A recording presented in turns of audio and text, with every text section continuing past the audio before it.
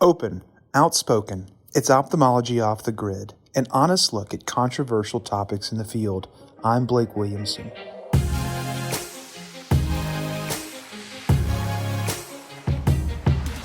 Welcome to a new episode of Ophthalmology Off the Grid's Survive and Thrive series. In this podcast, Dr. Blake Williamson invites a panel of Drs. Arjan Hura, Usiwoma Abugo, and David Felsted to help answer an important question for surgeons in training and early years of residency. Should you pursue a fellowship?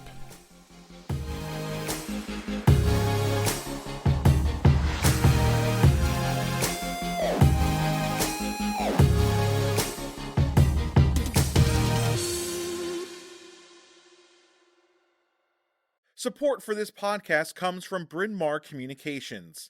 BMC produces a number of informative podcast series spanning a variety of topics in ophthalmology. Discover a new show at itube.net/podcasts.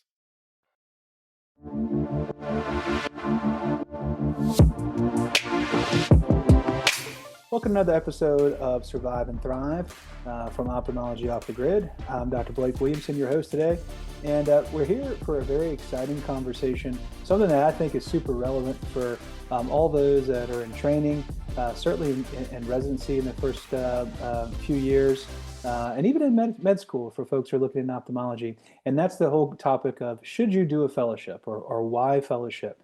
And so what we thought we'd do is we'd bring a few surgeons who are out in private practice now in the real world and have experience sort of going through the idea of to fellowship or to not to fellowship.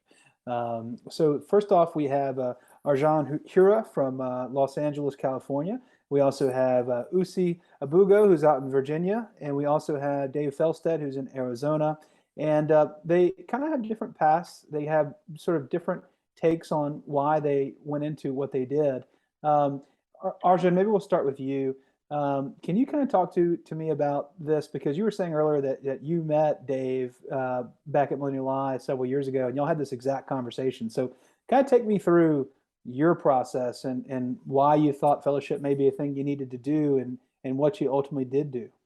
Yeah, thanks, Blake. Personally, for me, I discovered ophthalmology fairly late in medical school. And so I felt when it came time to apply, my application was a little rushed. I discovered this field I was really passionate about, really wanted to choose as my future profession. And I felt like I maybe didn't bring my strongest application forward just because I discovered ophthalmology so late. So when I started residency, I decided my main goal coming out of residency is going to be to become the best comprehensive ophthalmologist I can be. But I also want to thoroughly explore all the subspecialty options available from the get-go so that if I decide I want to do a fellowship, it's something I've thoroughly vetted and thought out. And you're absolutely right. I met Dave back at Millennial Eye. I think it was in Louisville, Kentucky in 2019. Dave's about a year or two ahead of me. And I was sitting there as a PGY2 resident. To my left were people who had just started private practice refractive fellowships. They were only a month and a half in. And I was hearing about all the volume they were doing. They had already done 100, 200 cataracts, lots of cases of LASIK, involved with clinical trials, interfacing with industry. And then to my right, I heard some kind of polar opposite conversations from people who had chosen the more academic route for a more cornea refractive fellowship.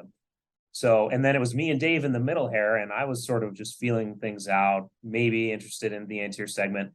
And Dave was trying to decide, does he do a fellowship or go straight into practice? And that's what led to a lot of our conversations. So I think this is a very relevant topic. For me personally, I ultimately decided to do a pure private practice cataract and refractive fellowship. I was under a lot of pressure, I felt, in residency, not direct pressure, but implicit pressure to do the traditional path, to do an academic fellowship, to do a cornea fellowship. And at the end of the day, I just had to ask myself, what is it I'm most passionate about? What naturally gets me most interested? What are things I've really enjoyed pursuing through research? And that ultimately was all refractive and cataract. And so I feel blessed that I happened to meet Bill Wiley surreptitiously at a meeting in Florida, the Advanced Refractive Congress meeting. And the rest is history. I went and shadowed the practice a year even before it was time to apply for fellowship. And then I interviewed not just at academic cornea fellowships, but at the hybrid fellowships, the private practice fellowships. And ultimately, I felt like that was the best fit for me. And I'm so glad I did that because those 13 months I view as a once in a lifetime opportunity to work alongside a true master cataract and refractive surgeon, experience the whole spectrum of refractive and cataract surgery, And then really to understand the nuances, and I feel to really become a very skilled and technical surgeon, there's no escaping it. Despite your natural ability, you have to do volume. And so I did about 1,000 cataract cases in my year of fellowship. I did about 1,200 refractive cases, SMILE, LASIK, PRK, and I spent just as much time also in clinic. And so I came out a completely different surgeon, a completely different clinician than I was when I emerged from residency. And I view that experience as invaluable, something maybe that I could have pursued on my own, having not done a fellowship. And I think Dave, I don't want to spoil Dave's thunder. I think he'll get a little bit into that. But I personally think that it was such a committed year with dedicated mentors. I wouldn't trade that experience for the world. Talk a little bit more about that implicit pressure that you had, because I had something similar when I was coming out of Tulane. To do something, anything other than just go straight on into a private refractive fellowship. I did mine with my dad here at Williamson I. But they just thought that was crazy. They said, "What do you mean? You're not going to go do cornea at Baylor or UCLA or whatever wonderful institution?" How did you feel that pressure? Did they talk to you about that? Yeah, the pressure is interesting. I personally did my residency at the University of Cincinnati, had amazing attendings, amazing mentors. Everyone was fully supportive. So no one told me, you're making a mistake, don't do this. It was more that no one in the history of the residency program had ever done a private practice cataract or refractive fellowship.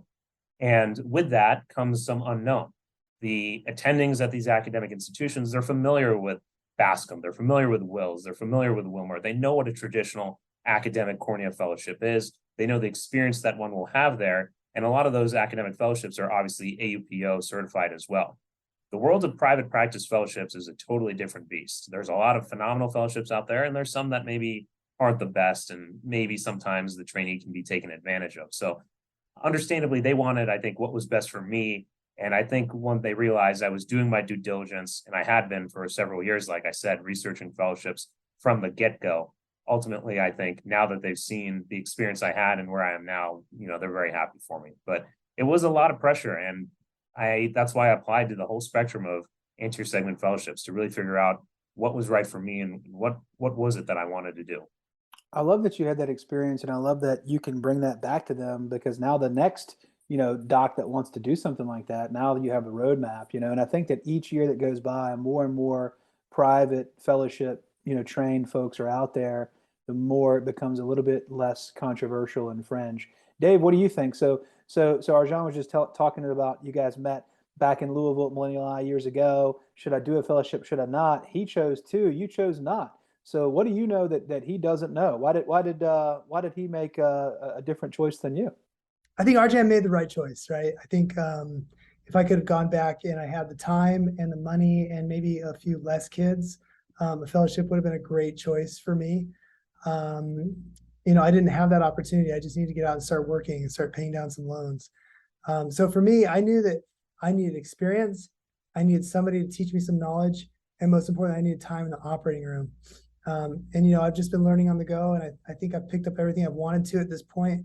Obviously, there's some things I need to continue to learn, but I'm grateful for my experience. And I think those that are trying to decide between fellowship versus not fellowship, you need to really gauge yourself and figure out, can I do something on my own? Am I comfortable with making some mistakes? Am I comfortable learning? Am I comfortable trying new things without anybody there helping me? I think those are kind of the key takeaways that I learned these past 2 years. Dave, did you have anybody in your practice that is there a senior partner or someone that like you could bounce things off of, or like anybody that had an OR day that was similar to yours, that if you had a tough case, maybe they could be nearby just for those first few months when you're kind of getting started? Yeah, absolutely. My mentor is Dave McGarry. He's just a private practice guy that's in my same building. And so, yeah, he was there to run refractive cases past. He was there on my first day to kind of proctor me and watch me do things. But after that, it was basically on my own. I kind of felt lonely for a little bit, to be honest. And jumping from 6 cases on my first day to 20 cases, that I'm now doing on a typical OR day. It took a little bit of time to get there and a few mistakes, to be honest. But I think everybody does, even if you do a fellowship. And I think that's what has made me a better surgeon, is just getting comfortable knowing that it's a learning process. And the faster you can kind of watch yourself grow and record your cases and watch those cases, I think that helped me get better faster. Usi, I want to bring you in here because you did not go into cataract refractive you did something pretty serious. Can you talk a little bit about your training and kind of what your decision was to go into oculoplastics and what the fellowship opportunities are there, because they have the ASOPers thing. I know they actually have some private ones as well. They have some that are combined with neuro, some different options there.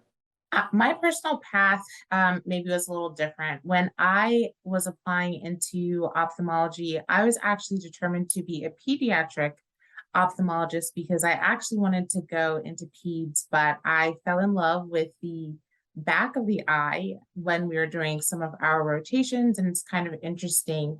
I typically tell my patients now that the only time I typically will see the back of the eye is when I'm taking the eye out.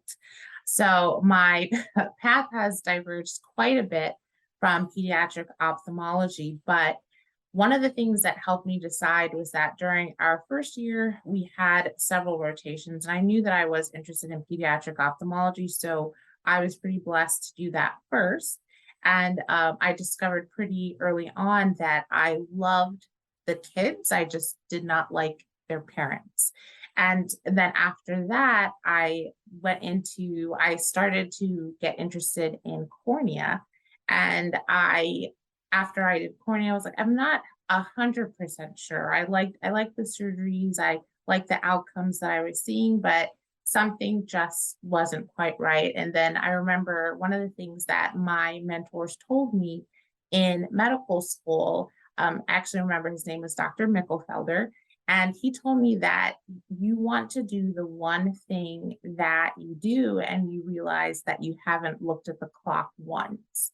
And when I got to the plastics cases, I would realize that I was so enthralled and excited by the cases that I really didn't watch the clock at all. And I think I was the only resident at the time that if I was called in the middle of the night for like an eyelid laceration or something like that, I was like, yes, yes, yes. Like, it's like, put me in, coach, And so I knew that that was what I wanted to do. And after that, I pretty much pursued it wholeheartedly. I looked at the various types of fellowships that there are. And so within ASOPers and plastics in general, you have the academic fellowships, you have the more private practice-based fellowships, and then also there are also different routes that some people might take to plastics, such as either doing maybe a year of oncology before doing their plastics fellowship, or perhaps doing a neuro-ophthalmology fellowship as well. So there's a lot of different paths that you can take. The path that I took was actually to do a combined neuro-ophthalmology as well as a plastics fellowship. When I was looking for my fellowships, I really wanted to make sure that I would have a good balance between the functional type of cases as well as the aesthetic cases. And a decent amount of the plastics fellowships that I was looking at really did not have as much of the aesthetic component. And I found that even some of my colleagues who had gone through fellowship ended up needing to do probably another year or so of a purely aesthetic fellowship. And I really did not want to have to do that. When I did my fellowship, we had a really great mix. I actually met my fellowship director at the Women in Ophthalmology conference, and she was absolutely amazing. We did a lot of orbital trauma, and she let me do a lot of aesthetic patients as well. And so I think that was kind of like my path was a little different than some of the other paths, but it's all worked out very well. Yeah, is it still correct that you have to like decide like first year of residency to go into plastics? That's what I remember. Like, and they're like, oh, if you want to do plastics, you better decide in like the first 6 months. Yes, you do have to know pretty early, and that's just because it is an early match. And so you just have to get your stuff together really, really quickly. And as we all know, it's really hard to get papers published and be on book chapters and things like that. So the minute I found out, I reached out to some of my earlier mentors, and they were able to connect me with some of their colleagues who were able to get me those publications that I needed, especially on the papers and the book chapters, and to connect me to people to write my letters of recommendation pretty early on. So, Arjan, talk about how you mentioned that whenever y'all were sitting at Millennial High at the conference, you had a conversation to your left and a conversation to your right, and there were different conversations. People who were in the academic side, people who were in the private practice fellowship side. What were you hearing from the academic side that you were kind of like, huh? I don't know if that's what I envisioned myself doing or not.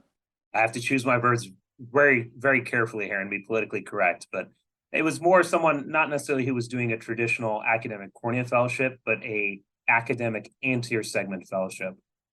And said person was about a month and a half in at that time and felt like they, in their own words, had regressed to the level of a PGY3. They just weren't doing a lot of surgery. They were more just observing in clinic. They weren't as hands-on with patients. And I could sense that frustration. And then again, I looked to my left, and the person who was doing a private practice refractive cataract fellowship was over the moon and so happy and thrilled with the experience they had. They had already almost doubled their caseload from residency. They saw a clear path forward for them, and they were really actualizing what they wanted to do in ophthalmology. So that's not when I made the decision by any means, but that experience at Millennial Eye, sitting there across from Dave and then hearing these other conversations around me, that certainly gave me the context with which I moved forward and helped interpret the rest of my experiences before it came time for me to apply for fellowship. I love it. And I'll be less politically correct.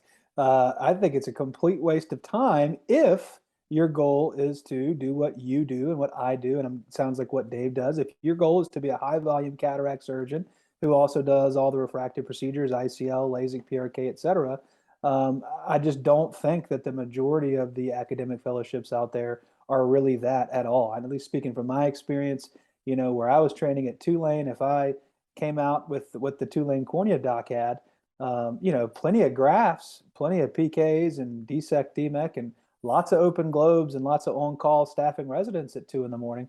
Not really learning a whole lot about business and how to run a practice and how to network with ODs and how to grow your business and how to do all those things that I knew that I wanted to do to be a busy, refractive surgeon. So, I think that, what I'm sort of hitting at here is not to downplay or poo-poo the idea of an academic fellowship at all. It's just to know what you're getting into. So I have lots of friends that, I can name 10 off the top of my head who did academic fellowships who love them because that is their jam. They like the complex stuff. They like being a tertiary referral center.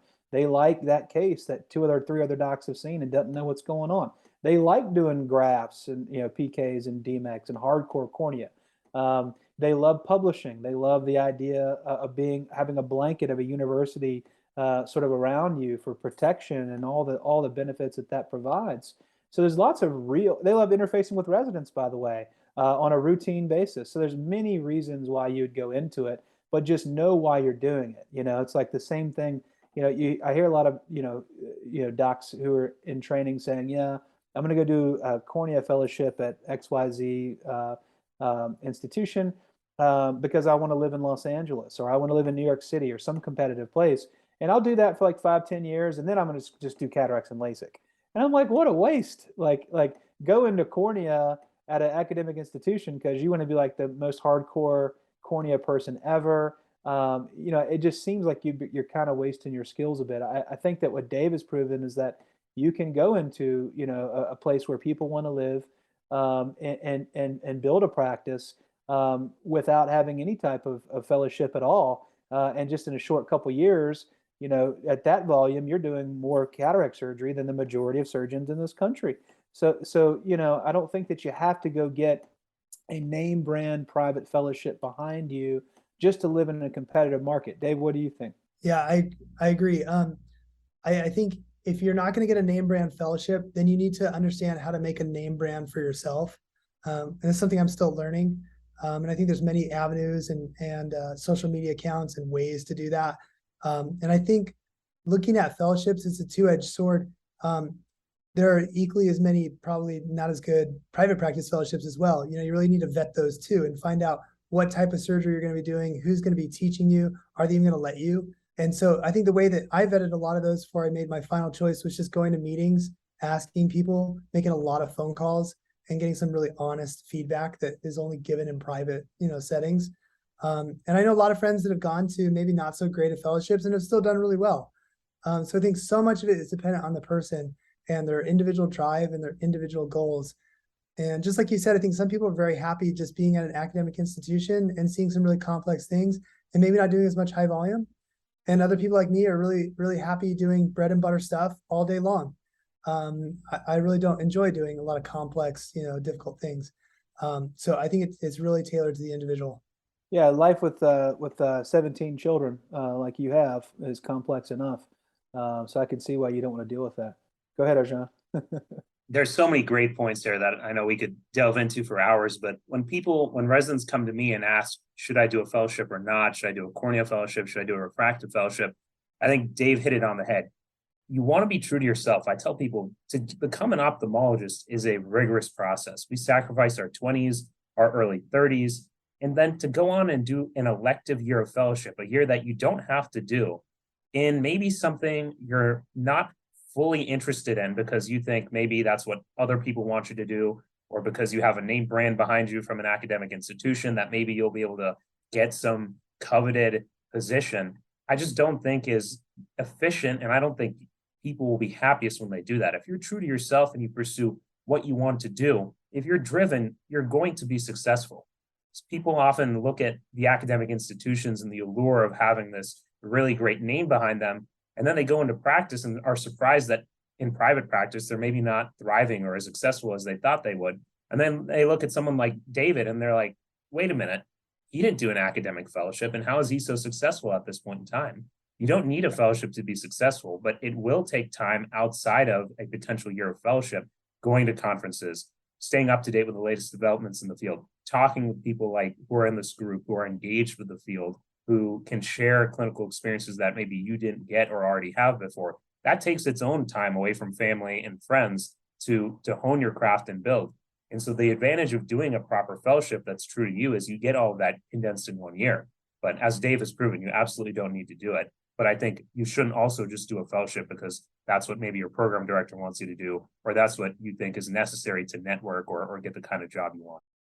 Lucy, what do you think about that? I mean, it seems like, and he's right. Like, it's a surprising number of people that I hear about or have met that did a cornea fellowship, quote unquote, and then just never did a transplant again, or frankly don't do a whole lot of surgery. Like sometimes it's like the default fellowship. If you kind of don't know what you're going to do, you kind of go into cornea. Sometimes it just seems like that to me. Like you don't kind of sort of go into retina.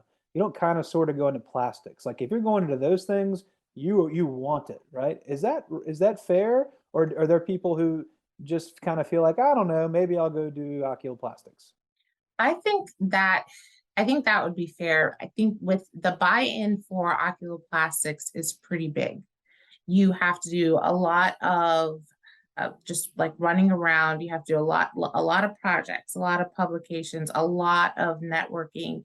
And for me, I don't think that if you're really not committed to it pretty early on, I don't think that you would be successful as far as getting a fellowship. And like I said, the buy-in for plastics is pretty high, and you have to start pretty early. So I think that typically, if you want to do plastics, it's not something that is general. And I've had several residents just kind of talk to me pretty early on in their career as far as knowing whether they should even do a plastics fellowship or not. And they basically wanted me to let them know whether they could do some of the general plastics procedures without actually having to do an oculoplastics fellowship. And for those residents, I was pretty honest. I think for the more complex things, yes, you absolutely do need to do a plastics fellowship. But for some of our standard things like an upper eyelid blepharoplasty or an ectropion or entropion repair, I think that if you've had enough experience and exposure during your residency training, you might be okay not doing a fellowship. But for the more complex things, I think you do need to have that fellowship training Yeah, I'll give you my personal story. Arjan and Dave will probably laugh at this, but um, I actually went on a semi-interview for neuro-ophthalmology fellowship at Mass Eye and Ear. Those who know me, it's so far from who I am now and who I felt like I was. To your point, Arjan, I wasn't being true to myself. I was like, because I was getting pressure from my program. I was like, they were like, so all you want to do is just like cataracts and LASIK all day? And I was like, in my head, I was like, yeah. But I was kind of like, well, maybe I should go do something else to add to the practice. And I went on a whole thing and like actually considered it for God's sakes. And Dave, to your point, I want to kind of bring you in because, like you said, you're really happy doing the bread and butter. And boy, am I happy I didn't go do that fellowship. And boy, am I, because I'm the same way. Like when I see like these complex cataract cases, with sewn in stuff at meetings, these ICOM Arsham Shabani specials, I always tease Arsham. I was like, man, I could have done 6 cataracts by then, I own my own ASC. So it's a different thing. I'm entrepreneurial in that way. I think like that. And that's okay, right? Because when you're training, you can't think like that. That's not right to think like that, right? It's so altruistic and it's so you want to do it all. You want to keep going and keep training and do another year and another year and another year. Sometimes, like when you get to that point in residency, you're like, man, I think I'm kind of done. I think I'd like to do the bread and butter ophthalmology stuff. And if there's something complex, I really love that I don't have the word cornea specialist or glaucoma specialist behind my name. I do the cornea cases I want to do. I haven't done a pterygium in 4 years, like even minor things like that. All that gets sent off. I don't consider myself a general ophthalmologist at all. There's far better general ophthalmologists than me, in my opinion, even in my own practice. So for me, it's all refractive, right? And that took a while for me to be okay with. Talk about that. I think I just would want to add that, when you first start, whatever walks through your door, you kind of have to make a decision. Do I want to treat this for the next 20 years? And so right off the bat, I told my practice, I really don't want to see anybody under the age of 18. And I really don't want to see anything neurologic unless it randomly happens. And of course I treat it if it's in my room, but I don't want to deal with that on a daily basis for the rest of my life. So being selective. And I think Usi, just to kind of prop you up, there's no way I could do an upper bluff anymore. And so, I did plenty in residency, but you really forget those skills so quickly. And so you sort of self-specialize as soon as you get out. And where I live and work, I see a lot of crazy stuff come through my doors because I have, just a very indigent population for 4 hours north of me, very, high needs and low access to care. So I still do pterygium, I still do some glaucoma stuff, but I pick that because I want to do it, not because I have to. I'm always happy to refer if I need to. Yeah, I bet you're happy as can be, right? I mean, it's almost like people who force those things, then they have complications because they're not very good at them. They don't do them very often. And then they're kind of unhappy, right? And then bad things can happen, litigation, et cetera. So we just have a minute or two left here. I thought that we'd sort of wrap up and give Arjan the last word and then Usi to follow to bring us home. Just sort of any sort of just parting wisdom, any sort of things that you've taken from this episode. Yeah, thanks, Blake. I would say for those residents who are considering fellowship, the earlier you can assess the lay of the land, the better. The more knowledgeable you'll be, the more empowered you'll be when it comes time to deciding, do I want to do a fellowship or not? And then if you do a fellowship, you won't look back, hopefully, with any regrets about the decision you made. And ophthalmology is such a wonderful field. It's small, but it's very large. You have people like everyone on this call who'd be more than happy to give their own advice, share their own personal stories. I have every year residents, medical students who come to me asking me what they should do. I'm always an open book, happy to share my story, my experience, and happy to help make any connections that might help as well. So like I said before, be true to yourself, do what makes you happy, do what you want to do, and what your context and situation allows for. Maybe it's not that traditional path you entered residency thinking you would pursue, and that's okay. I would like to just add a little bit to that. I think that if you are considering doing a fellowship versus doing general ophthalmology, I would say get as much experience as you can early on. If you're interested in doing a fellowship, I literally would let every single person that I know that I want to do a fellowship, and just make sure that after hours. I'm getting some time with the types of patients that I'm hopefully going to be seeing, and that I am making those connections that I need to pretty early on. I think that the words of my mentor apply definitely in this situation. He told me, like I said, to do the one thing that you don't watch the clock. And so that can be a fellowship, but honestly, that can be general ophthalmology as well. I love it. That's so true. I mean, just go where the happiness is, right? That's how we found ophthalmology. Go find the happiest people, and it tended to be ophthalmology. And then once you get in ophthalmology, it's kind of, again, find the happiest people, or it makes you happy, and that's what you're going to enjoy doing. So thank you so much, team. I appreciate you. I appreciate all the wisdom that we got here, all these different perspectives. I think this is great for everybody who's going through this right now, and I hope it helps some of y'all out there. This has been another episode of Survive and Thrive. For Ophthalmology Off the Grid, I'm Dr. Blake Williamson. We'll see you next time.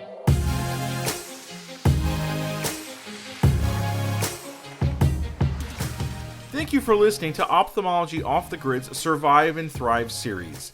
And thank you to our guests, Drs. Hura, Abugo, and Felsted, for joining the show. Until next time.